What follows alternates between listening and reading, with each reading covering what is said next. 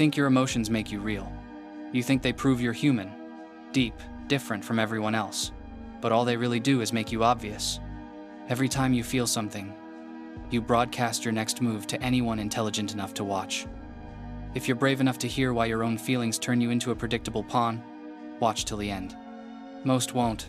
The ones addicted to their emotions always run the moment you show them how easily they can be controlled.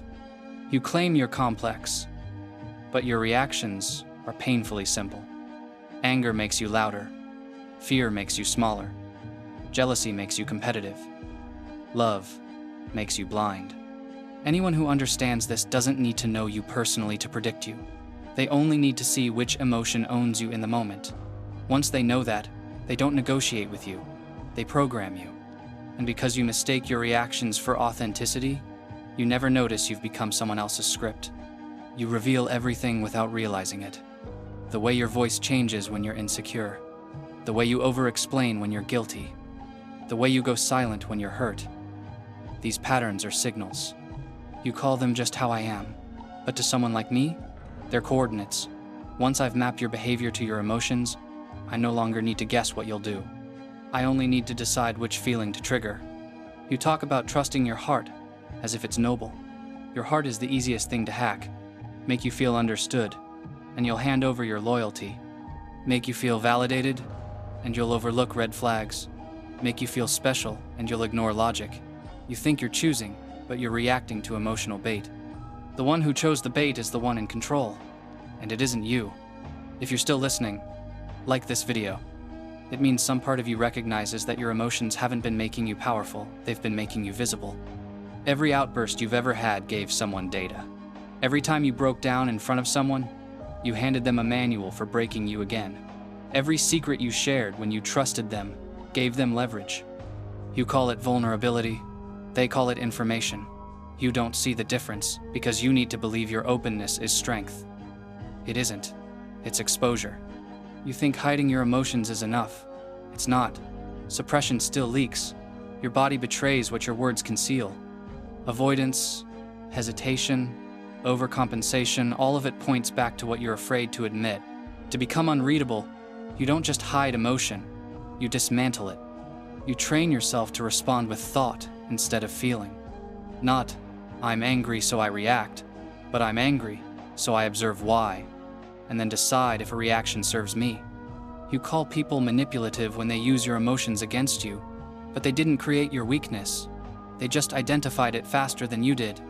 If someone can provoke you with a sentence, you were never in control. If someone can paralyze you with silence, you were never independent. If someone can steer your choices with approval or rejection, you were never free. You were programmable from the start.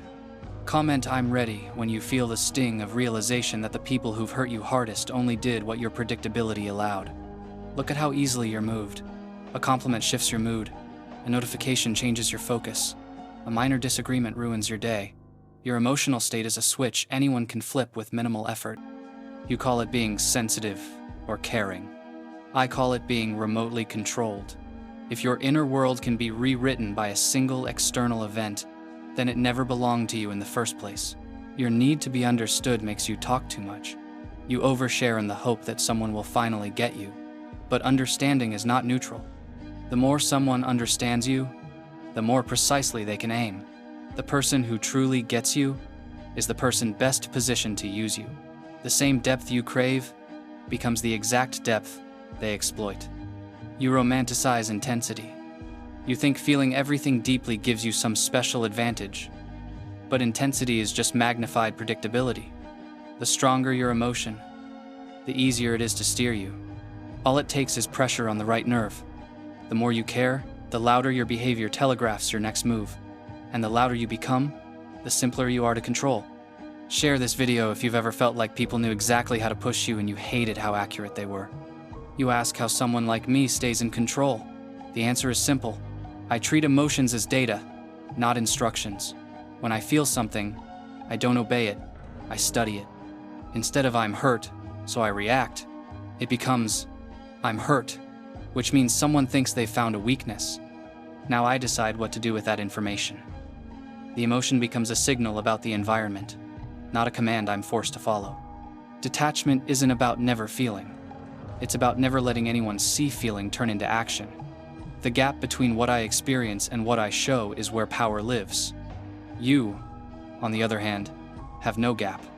Whatever you feel leaks into your behavior instantly.